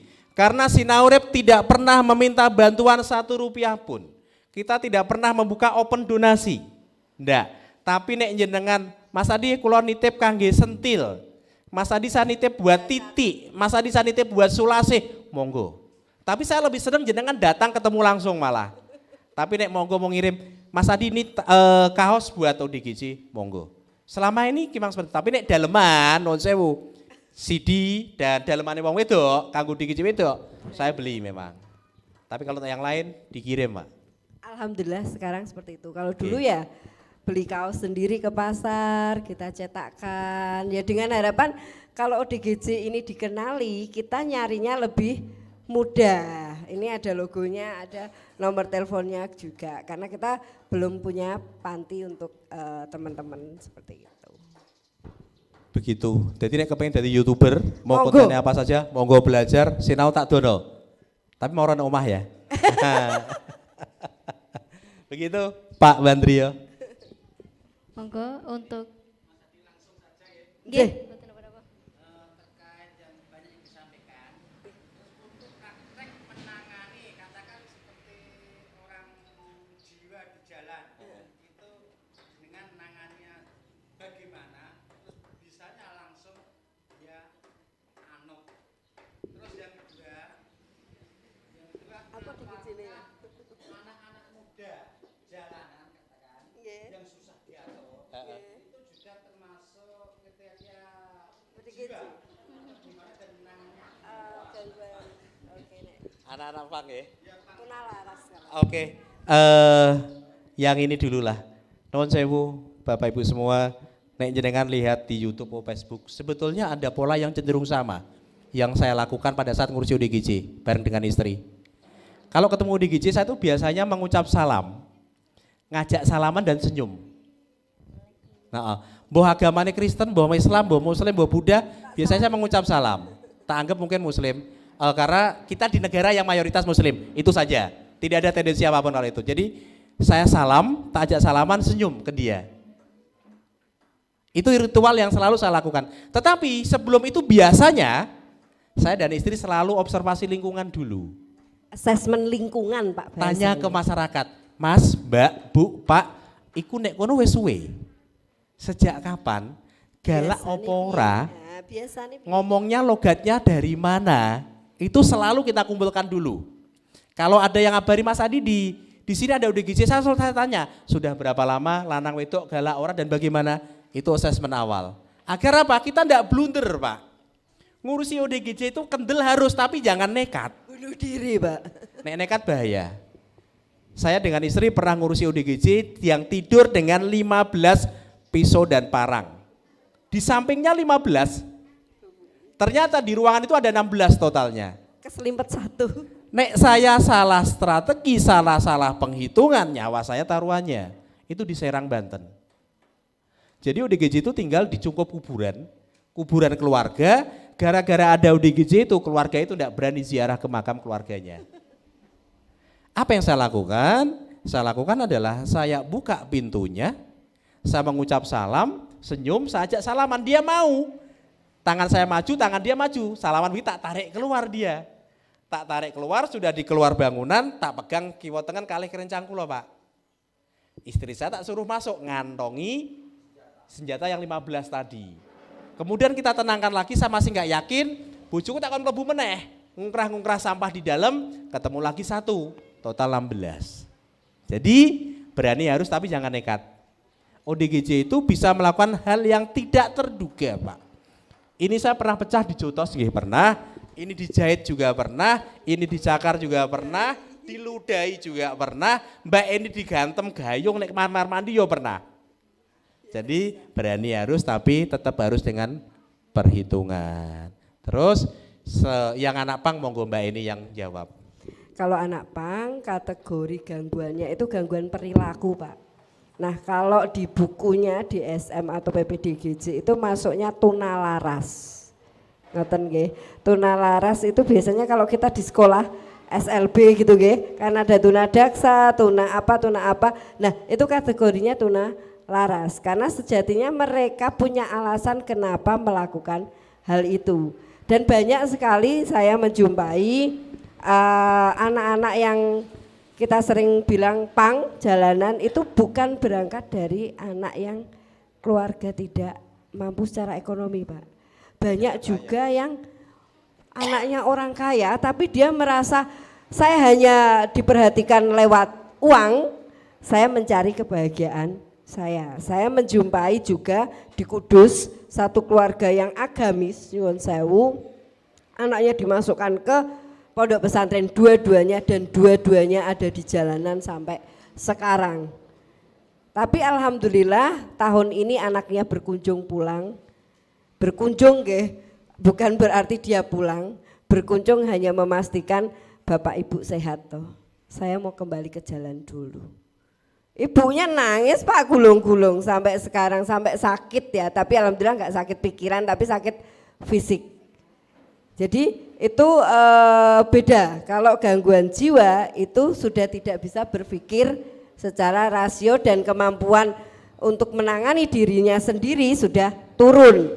Tapi kalau yang anak-anak pang itu memang pola perilakunya yang cenderung ingin bebas tapi masih pengen hidup. Tapi kalau gangguan jiwa kan kadang nggak makan, kadang makannya hanya dari sampah, itu karena feeling gitu. Jadi berbeda ya Pak gitu. Dan biasanya Bapak, mereka berangkat dari keluarga yang kurang perhatian. Dari keluarga yang broken itu banyak banget. Jangan salah. Saya itu pernah ngobrol dengan anak pang di tengah kota Cirebon malam-malam, Pak. Mereka tuh ngamen bekerja loh ternyata. Saya ingat dia punya hutang 800.000 dengan bidan untuk biaya lahiran anaknya, berkeluarga. Intinya kesimpulan saya pada waktu saya ngobrol dengan mereka itu ingin mencari saudara, Pak, mencari teman. Itu tidak mereka dapatkan saat mereka ada di rumah ternyata. Keluarga itu didapatkan di jalanan. Karena duit sewu digo mangan bareng, orang duit ngeleh bareng. Itu mereka. Yo tunalaras yang harus tetap dibina. Apakah bisa? Bisa. Oke. Bisa banget asal bangin nuwun sewu lebih banyak mendengar kita. Bukan lebih banyak menasehati. Lebih banyak mendengar mereka, tidak banyak mendoktrin mereka. kelemahan kita itu nuwun sewu, kandan-kandan kan karo nyalah ya, nggih ya. Terutama ibu-ibu lah. Ya, saya juga mengalami saya sebagai seorang suami. Mbok ibu-ibu biasanya protes gini, aku pengen curhat, orang pengen mbok kandani kok, nggih ya. Betul. Karena di kandani itu disalahke biasanya. Dan kita itu ndak lepas nek ngandani yo nyalahke. The power of listening, mendengarkan lebih banyak akan lebih mudah menangani masalah orang lain. Kurang lebih begitu.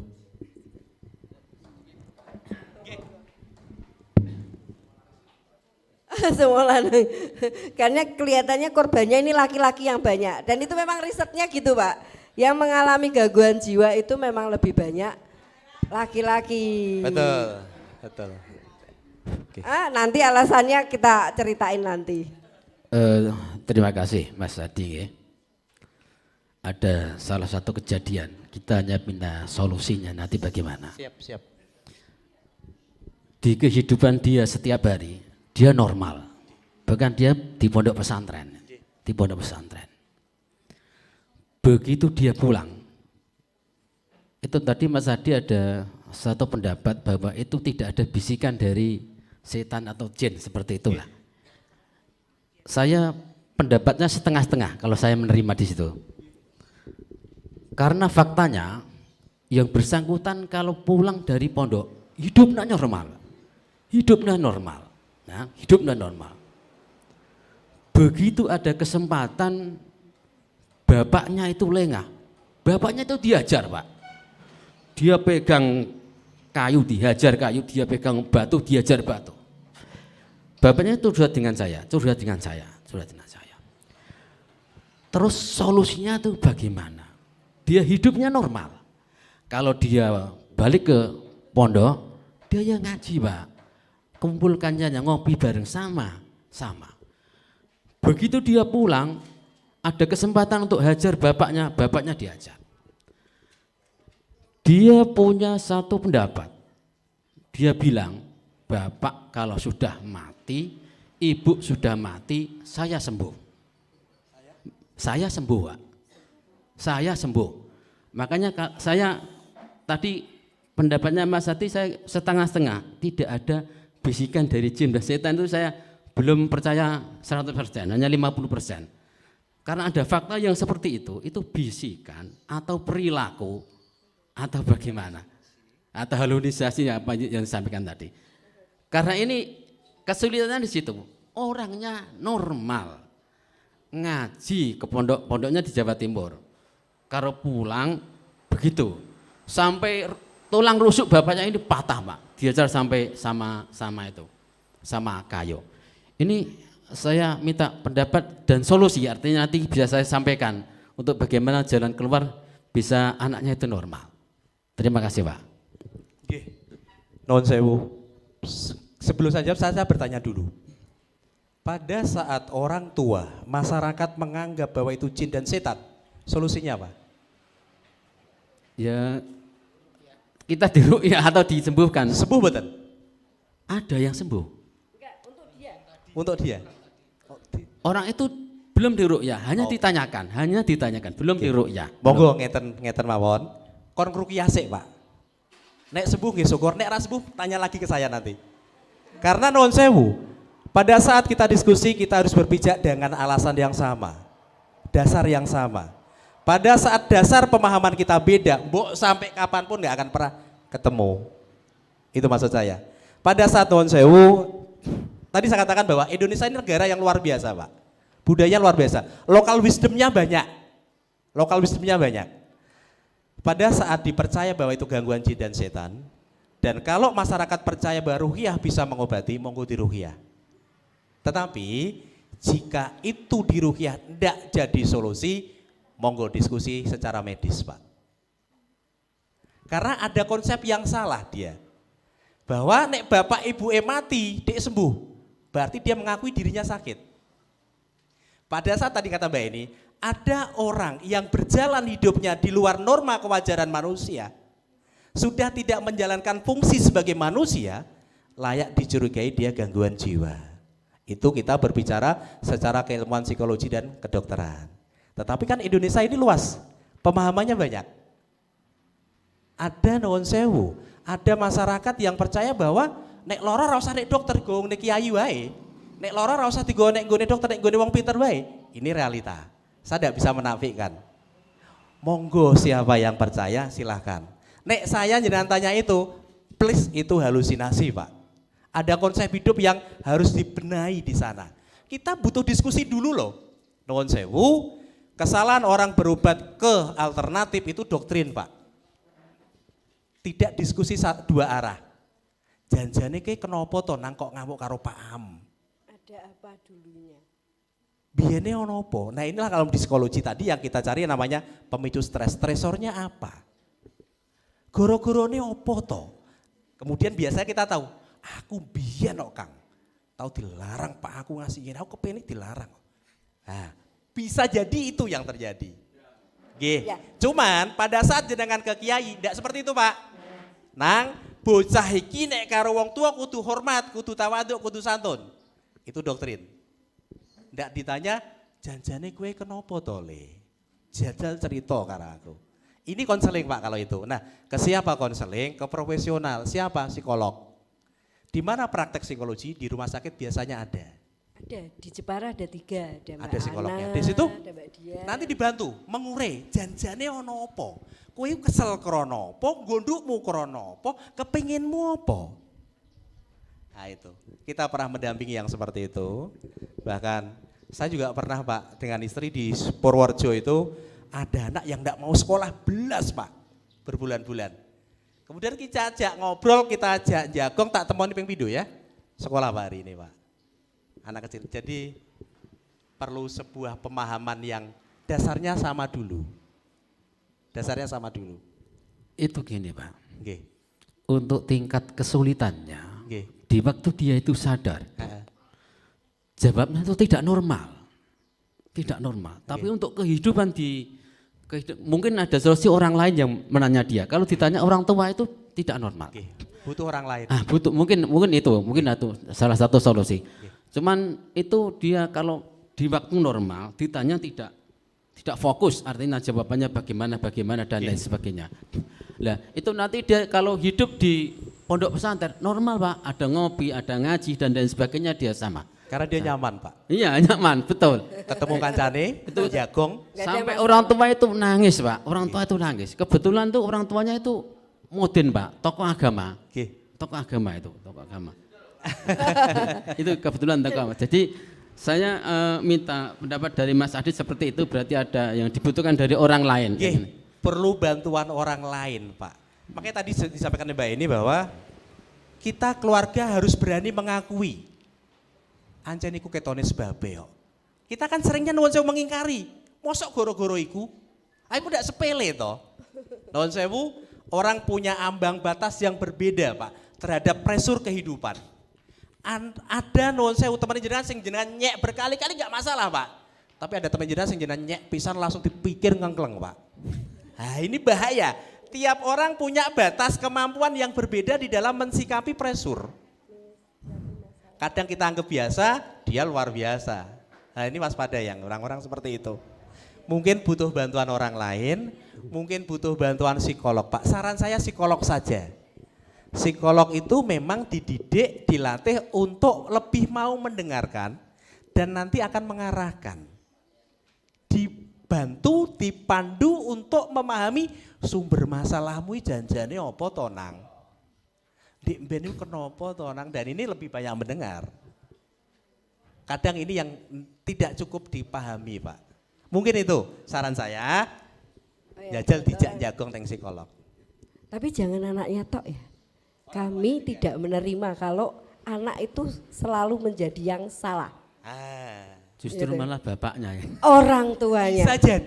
Bisa jadi. Jadi ingat kasus Jepara juga Pak. Masih dalam pantauan saya kemarin ketemu orang tuanya datang ke ruangan saya bilang ibu silahkan keluar dengan bapak.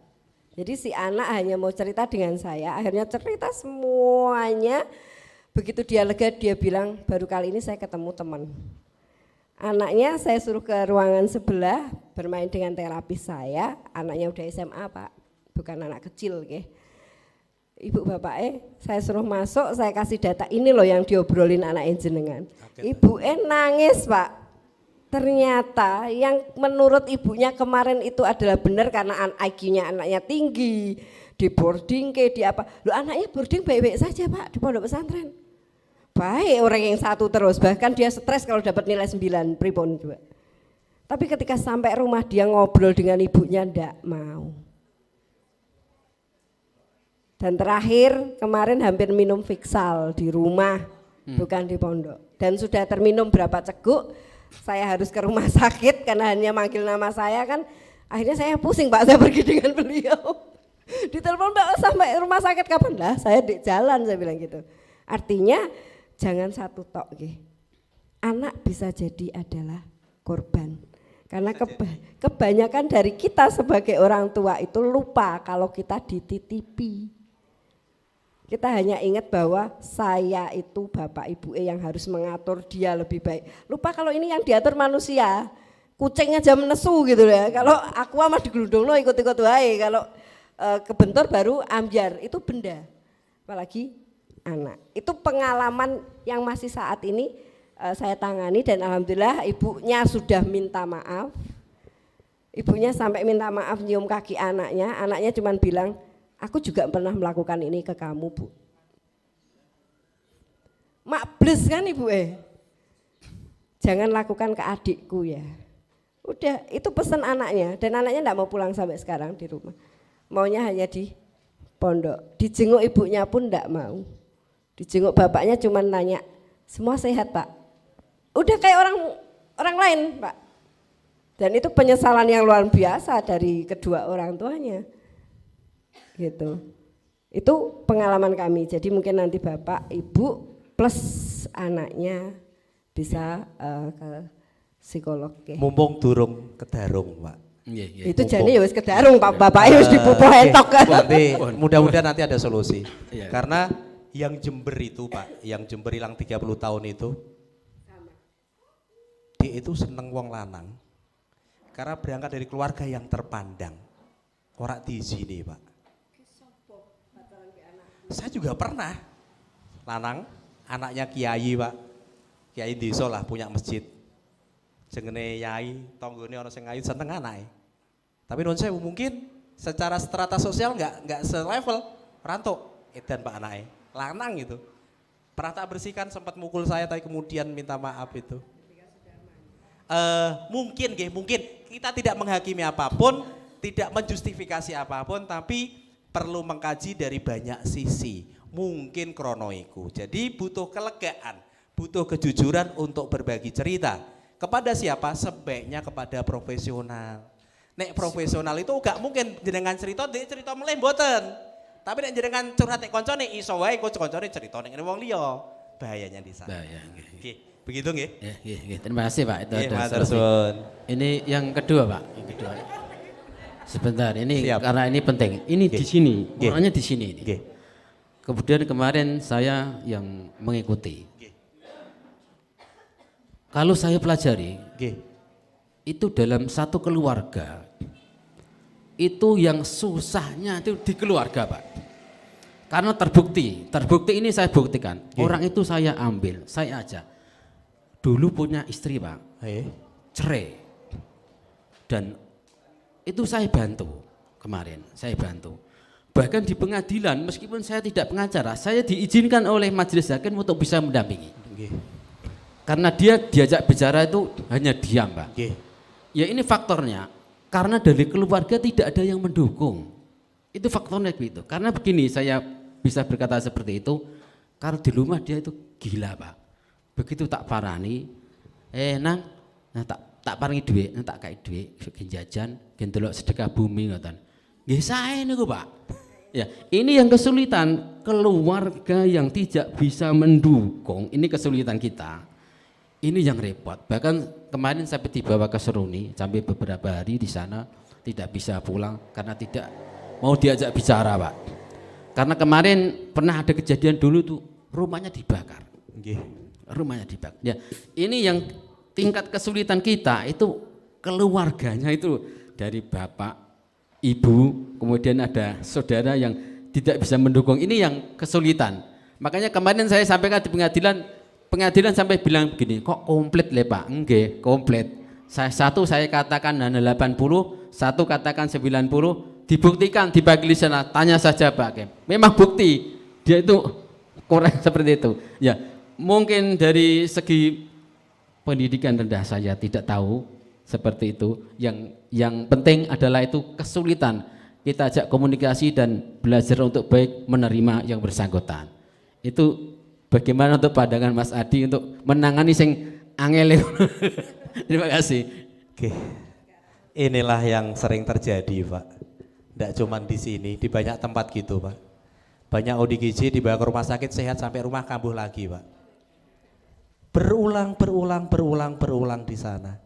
Jadi nuwun sewu, tantangan buat para kader, tantangan buat adik-adik yang lagi KKN, tantangan buat Pemdes adalah memberikan pemahaman kepada keluarganya. Saya pernah, Pak, ada yang curhat, Pak. Si anak ini lulusan Malaysia, orang Jepara, Pak.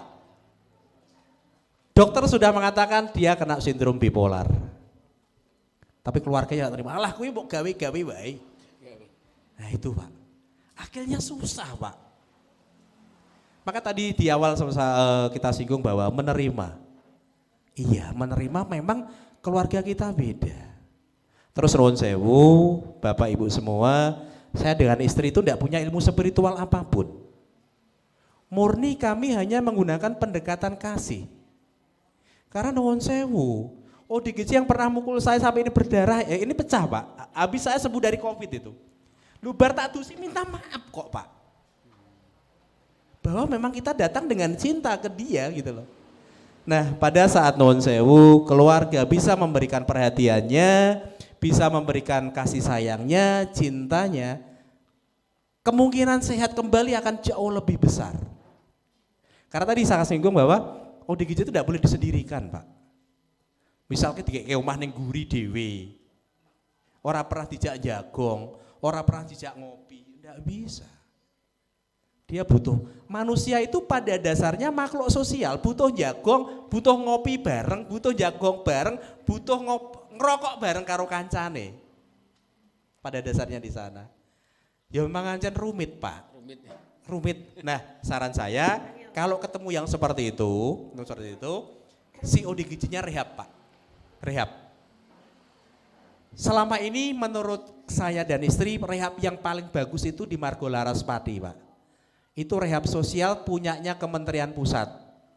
Tetapi rehab di sana itu hanya 4 bulan. Selama 4 bulan itu nanti mereka dididik, Pak. Oleh para peksos, oleh psikolog, oleh mantri, oleh pihak-pihak yang berkompetensi. Harapannya nanti pulang ke masyarakat bisa menerima, Pak. Seperti tadi yang saya singgung Mbak Pi namanya. Sekarang sudah malu berjanjer, mulang ngaji lagi. Dulu keluyuran, Pak, teng dalan. Nggak mau ngomong belas dulu, Pak. Nah, jadi rehab itu tujuannya adalah menguatkan secara mental, menguatkan secara psikologis bahwa dia bisa hadir kembali di masyarakat untuk hidup bersama. Abot pancen. Opone sing sak keluarga ono loro apa telu. Malah iku malah lebih berat lagi. Rombongan. Nggih. Apakah bisa? Tetap bisa, Pak. Insya Allah bisa. Asal mau berusaha. Nggih, begitu nggih. Yang penting pesan buat teman-teman adalah yang sudah sakit oke, kita berusaha diobatkan. Tapi yang belum dan semoga tidak, mari kita jaga untuk tidak sakit. Kelihatannya kuat tapi jebule ora iku wong lanang. Serius, ini berdasarkan data yang mengalami gangguan jiwa itu 4:1, papat wong lanang, wedok 1. Kenapa? Karena wong lanang iki seolah-olah diharamkan curhat, diharamkan nangis, ya enggak sih, Pak? Padahal sejatinya sama-sama manusia, sama-sama boleh nangis, boleh cerita, ngopi ku ya perlu, gitu kan, jagong ya perlu. Nek kita mak-mak kan enggak, nangis biasa wedok penggaweane nangis gitu kan. Tapi tenang, nangis itu katarsis. Katarsis itu bahasa kerennya adalah cara merilis cara untuk kita bisa meluapkan emosi. emosi negatif ya. Kalau emosi positif mah ceria, shopping gitu ya, udah seneng. Tapi alhamdulillah kita sebagai wanita, saya, Mbak, panjenengan semua diizinkan seolah-olah dihalalkan nangis. Dan jangan sampai kita terkecoh ya, kelihatannya hahi ketawa, kelihatan kayak ekstrovert terbuka. Sebenarnya ternyata introvert, cerita tentang dirinya tidak diketahui oleh orang lain. Nah ini teman-teman nggih, nanti harapannya dengan terbentuknya ini komunitas penggiat sosial noto rasa yuk rasane ditoto. Dan noto rasa iki yo ora gampang ya. Ketone kita itu udah baik dengan orang ketone gitu kan. Belum tentu dia menerima baik kita, dan jangan sekali-sekali di sini kalau ada yang jurusannya bimbingan konseling memaksakan ide atau memaksakan saran kita untuk diterima orang lain. Tadi udah disinggung oleh suami saya bahwa sebenarnya kan kita kadang hanya butuh cerita, gak usah ditanggapi, tapi didungokno Pak. Ya, orang tinggal chatting ini godu ora Bu? Godu, oke kompak. Gitu, padahal bapak-bapak kadang halah. Halahnya ini loh kalau udah yang bikin sakit hati loru gitu kan. Tapi kalau bapak-bapak kadang ibu-ibu nyon sewu, dia itu kadang memang tidak cerita, tapi merilisnya itu dengan ngopi bareng kancane. Selama ngopine jenek nggone gonseng terbuka aman gitu ya. Kalau gone tertutup yuk dibuka. Sedikit intermezzo ben awan-awan ora do sepaneng, tapi ini serius tapi bercanda. Loh piye iki? Serius adalah kita semua punya apa ya, potensi, tapi sebisa mungkin kalau ada di sekitar kita atau garis yang ada dengan keluarga kita mengalami gangguan jiwa, kita menata diri kita. Noto rasa, yuk ojo gampang tersinggung, yo ojo gampang nyinggung lian. Boleh bercanda tapi jangan sampai kita lupa bahwa yang kita ajak bercanda itu tadi bisa nggak yang nerima kita. Nanti ngomong, Mbak maaf ya Mbak, aku mau guyon tenang loh, saestu loh ya gitu loh. Gitu ya, itu yang bisa kita sampaikan. Masih ada lagi, monggo saya makili hostnya. Ya masih ada ya. Bapak-bapak nyun sewu yang curhat, mak-mak I love you.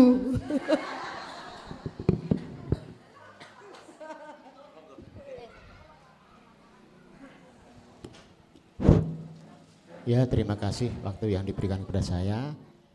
Di sini saya mau bertanya, barangkali nih sudah ditanyakan ya, saya kurang jelas soalnya saya keluar tadi ya.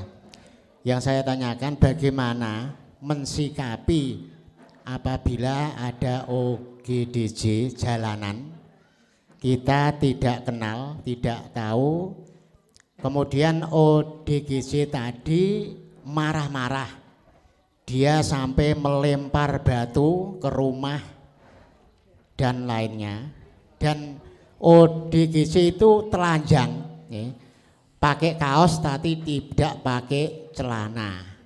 Kemudian pada waktu itu kan pernah terjadi, ada 2 kali di sini yang pernah saya ikut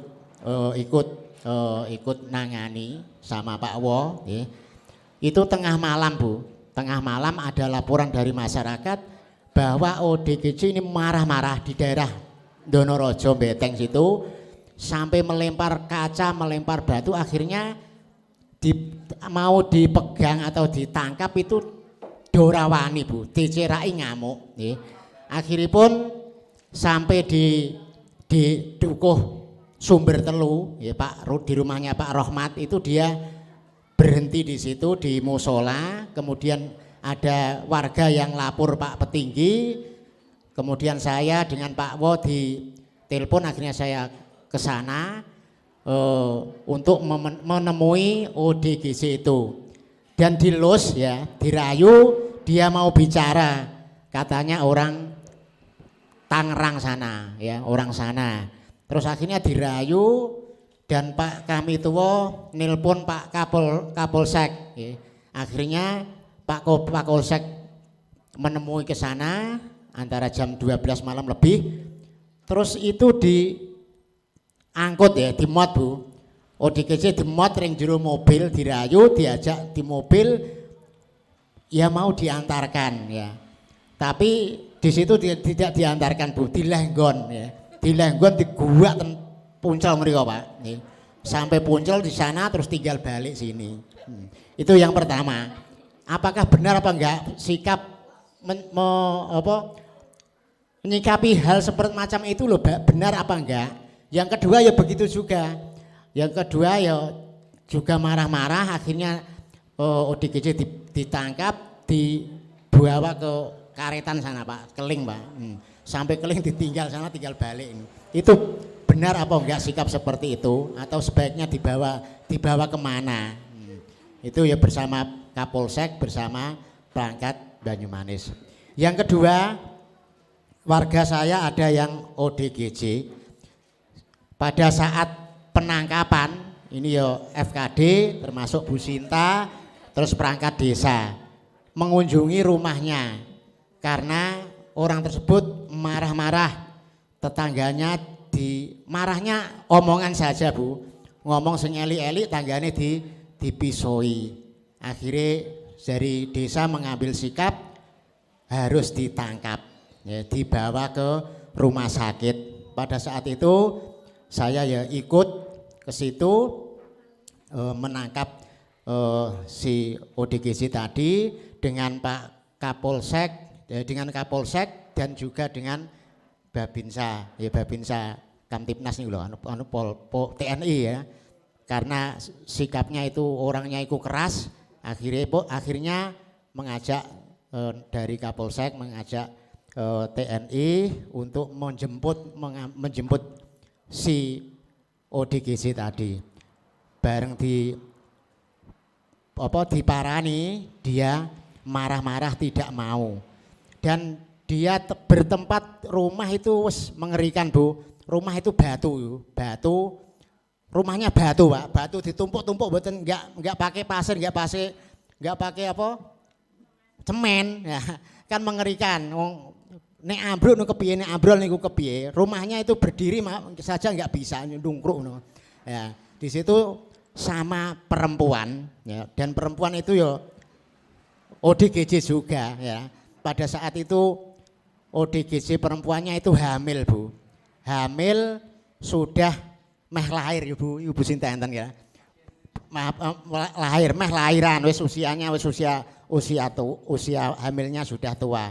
Akhirnya ditangkap, yang perempuannya akhirnya mau keluar dari rumahnya itu, terus dinaikkan mobil ya, dimot mobil, yang laki-lakinya ditangkap dua polisi dan saya cuma mendampingi. Akhirnya dibawa ambulan dengan mobil polisi tadi, dibawa ke rumah sakit ke Seruni sana. Di sana dipisahkan yang laki-laki dengan yang perempuannya. Akhirnya tidak lama perempuannya lahir, lahir. Soal pun sudah beberapa kali perempuan itu hamil itu 5 kali mungkin ya. Anaknya dijual Pak. Kalau sudah lahir anaknya dijual, ya dijual sepeda motor dan lain sebagainya. Itu kelakuan dari ODGJ itu, entah gawe-gawe mbok duka sepundi. Soalipun nek dideloki kaya wong waras Pak. Kaya wong waras. Lah setelah itu sing laki-lakinya dipisahkan sampai Semarang ya, sampai rumah sakit jiwa Semarang sana. Di sana kabur Pak ya. Di sana kabur, akhirnya bisa pulang ke sini lagi ya. Wong iso ngomong normal, pulang ke sini lagi. Terus dari Bapak kan tadi orang ODGJ itu harus diajak interaksi, diajak omong-omong. Baru saja kemarin sore saya ketemu di Gerenjengan situ, dia naik sepeda, pagi-pagi sudah beli bensin di situ. Saya tanya, kok ditalik kok wis ora usah takut aku. saya dikonokno, nggih. Kowe iku musuhku kok. Meneh bidan desa iku Bu Sinta, mantune Ropik ngono ngeten. Iku musuhku. Aku kali Bu Sinta iki diancam, Pak. Diancam, ora usah takut-takut aku. Bareng dia bensin, setelah selesai bensin kan saya naik sepeda alon-alon nih digalap, Pak. Digalap no. Biar motor itu beber. Kowe iku musuhku, ora usah takut-takut aku. Lah katanya kan kalau ada OGDC itu dijak interaksi, ya. Kok malah marah-marah itu sebaiknya bagaimana gitu. Udah, terima kasih.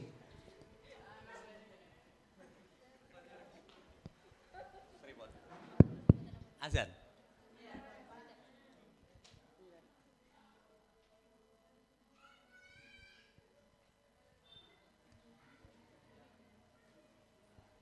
Azannya kono apa pergi, Pak? Jauh ya? Dijawab apa mandek sih? Jawab dulu ya, nanti di pending setelah azan. Nuwun sewu. Kalau ada udik jalanan dan sekiranya membahayakan dan masyarakat tidak berani, lapor Satpol PP atau polisi. Pol aman niku. Harus bagaimana? Wes urusannya sana. Mbok dipindah, mbok ditaruh rumah sakit, mbok taruh panti sudah urusannya sana. Yang penting tidak mengganggu panjenengan. Nggih ha? Enggak apa-apa, Pak. Kecuali nek jenengan berani nggowo ya gowonen. Nek rawani Satpol PP atau polisi. Nggih, nah itu.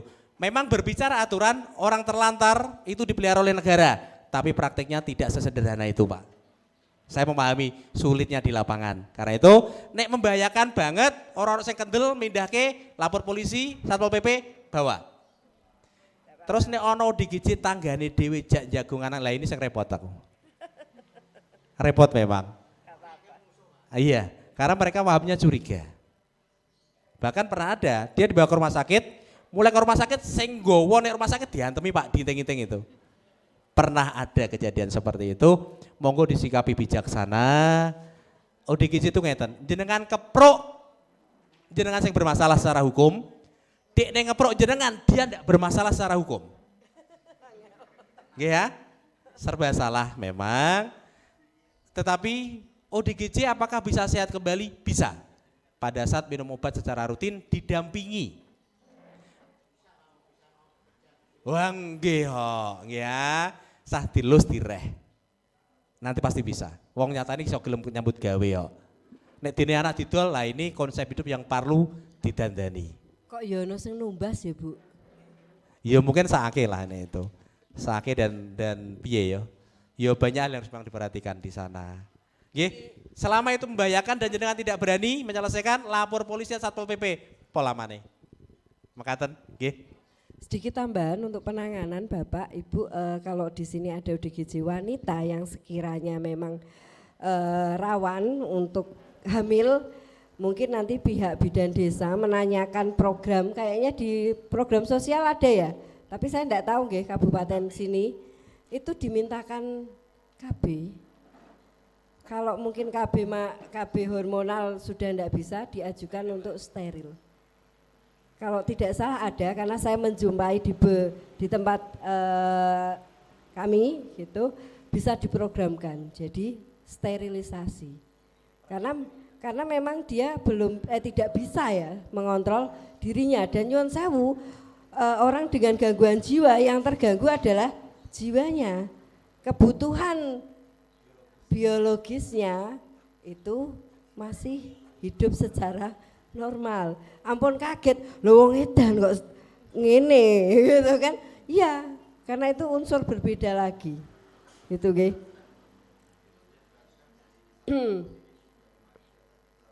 Nggih, sudah di steril nggih. Iya memang kalau dari amino iya. Makanya mungkin kalau ada lagi dan berpotensi seperti itu bisa diajukan. Nggih Bu. Insya Allah ada, tapi kalau di Semarang ya memang akan langsung dilakukan gitu, atau dirujuk ke sana untuk mendapatkan itu. Karena nyuwun sewu kan rawan nggih. Karena dia kan ada memang ODGJ yang tidak mau disentuh wong lanang. Tapi ada juga yang dia senengane nyerak-nyerak wong lanang. Itu sing bahaya. Jadi nanti mungkin di data ulang bisa diajukan. Adannya lebih kenceng ini. break dulu.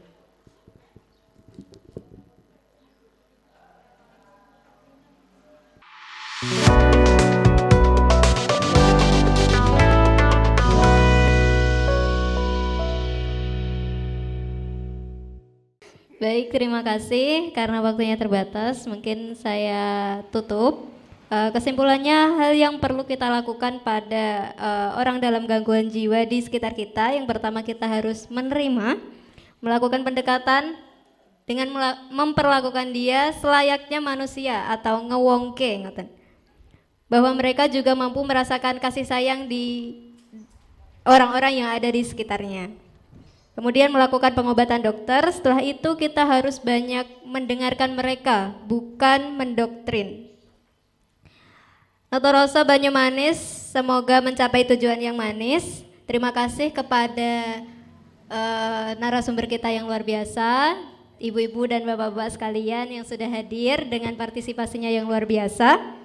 Saya Tikrina Abdillah, cukup sekian, mohon maaf kalau ada kata-kata yang kurang berkenan. Kalau kata Mbak Heni tadi, noto rasa yuk rasanya ditoto.